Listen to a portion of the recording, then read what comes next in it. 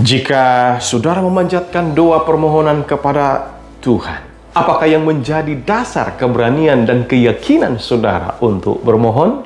Hope for Today kembali hadir hari ini memberikan jawaban sekaligus harapan pasti terbaik dari janji firman Tuhan yang terdapat di dalam Mazmur 86 ayat 1. Doa Daud, sendengkanlah telingamu ya Tuhan, jawablah aku sebab sengsara dan miskin aku. Pada pasal ini kita bisa melihat bahwa Daud berteriak minta tolong kepada Tuhan dan berharap agar kiranya Tuhan sesegera mungkin menjawabnya.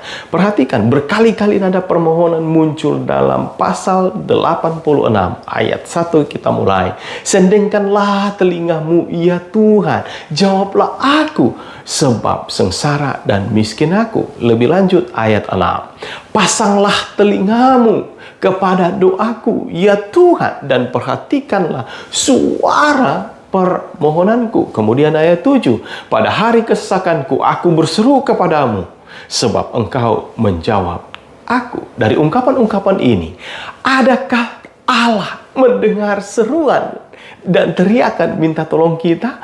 Adakah Ia benar-benar mendengar? Masih dari kitab Mazmur pasal 94 dan 9 Tuhan berkata, Dia yang menanamkan telinga, masa akan tidak mendengar? Kata lain bahwa Tuhan sebetulnya mendengar di setiap teriakan minta tolong kita. Kalau demikian, jika Tuhan mendengar, apakah yang menjadi dasar kita memiliki keberanian dan keyakinan teguh untuk berseru minta tolong kepadanya? Ada dua poin yang luar biasa yang boleh kita lihat dari pasal ini yang terdapat di dalam ayat 2. Yang pertama, oleh karena kita dikasihinya. Dalam menaikkan permohonannya, pemazmur menekankan sebagai berikut. Peliharalah nyawaku sebab aku orang yang kau kasihi. Tentunya kita masih mengingat kisah Lazarus yang sakit, kemudian mati, dan dibangkitkan. Satu hal yang mendasar mengapa Maria Marta berkeyakinan untuk mengirim kabar kepada Yesus pada waktu Lazarus sakit adalah dengan menyatakan di dalam Yohanes pasal 11 ayat 3, Tuhan, Dia yang engkau kasihi sakit. Poin pertama yang menjadi dasar kita memohon kepada Tuhan oleh karena Tuhan mengasihi kita. Kemudian poin yang kedua dari ayat yang sama, ayat 2, karena kita percaya kepadanya. Selamatkanlah hambamu yang percaya kepadamu. Alasan yang kedua yang menjadi dasar kita memohon kepada Tuhan oleh karena kita sungguh-sungguh percaya kepadanya. Jadi oleh karena yakin bahwa Tuhan mengasihi kita dan kita percaya kepadanya, maka kita juga yakin bahwa Tuhan akan menjawab doa-doa kita. Dalam pasal ini tidak hanya permohonan yang disampaikan oleh Daud dalam doanya, ada dua hal lain yang disampaikan. Apakah itu? Dalam menaikkan permohonan minta tolong kepada Tuhan, jangan lupa bahwa pertama, kita harus selalu memohon tuntunan daripada Tuhan. Apa yang harus kita lakukan? Muncul di ayat 11. Dia menyebutkan, tunjukkanlah kepadaku jalanmu ya Tuhan, supaya aku hidup menurut kebenaranmu. Bulatkanlah hatiku untuk takut akan namamu.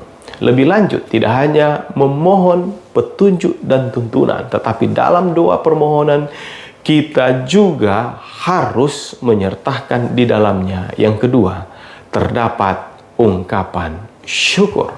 Seperti yang muncul di ayat 12 dan 13 menyebutkan, aku hendak bersyukur kepadamu ya Tuhan Allahku, dengan segenap hatiku memuliakan namamu untuk selama-lamanya, sebab kasih setiamu besar atas aku.